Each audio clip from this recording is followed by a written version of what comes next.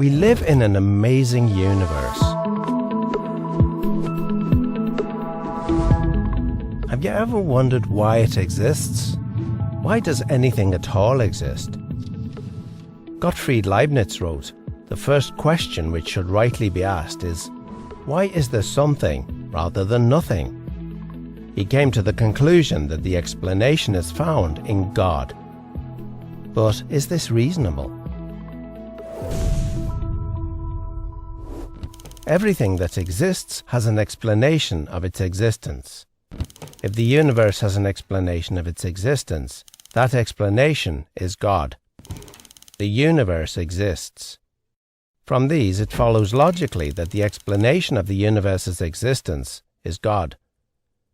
The logic of this argument is airtight. If the three premises are true, the conclusion is unavoidable. But are they more plausibly true than false? The third premise is undeniable for anyone seeking truth. But what about the first premise?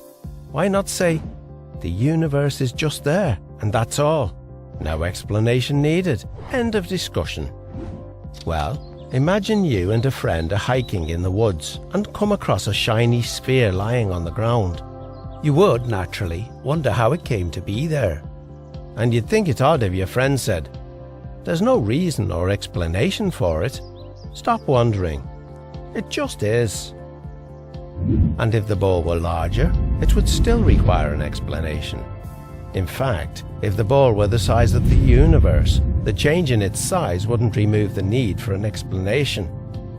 Indeed, curiosity about the existence of the universe seems scientific and intuitive.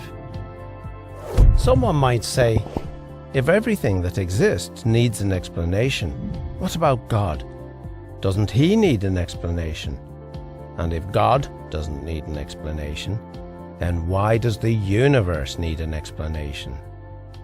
To address this, Leibniz makes a key distinction between things that exist necessarily and things that exist contingently.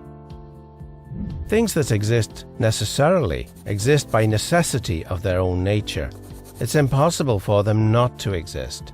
Many mathematicians think that abstract objects like numbers and sets exist like this. They're not caused to exist by something else, they just exist by necessity of their own nature. Things that exist contingently are caused to exist by something else. Most of the things we're familiar with exist contingently. They don't have to exist. They only exist because something else caused them to exist. If your parents had never met, you wouldn't exist. There's no reason to think the world around us had to exist. If the universe had developed differently, there might have been no stars or planets. It's logically possible that the whole universe might not have existed. It doesn't exist necessarily, it exists contingently. If the universe might not have existed, why does it exist?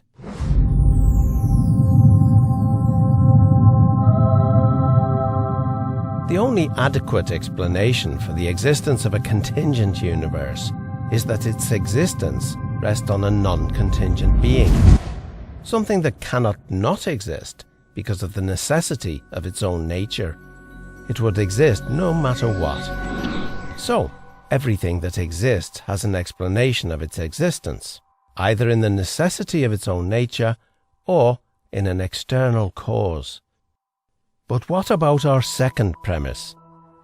Is it reasonable to call the explanation of the universe God? Well, what is the universe? It's all of space-time reality, including all matter and energy. It follows that if the universe has a cause of its existence, that cause cannot be part of the universe. It must be non-physical and immaterial, beyond space and time. The list of entities that could possibly fit this description is fairly short, and abstract objects cannot cause anything. Leibniz's contingency argument shows that the explanation for the existence of the universe can be found only in the existence of God.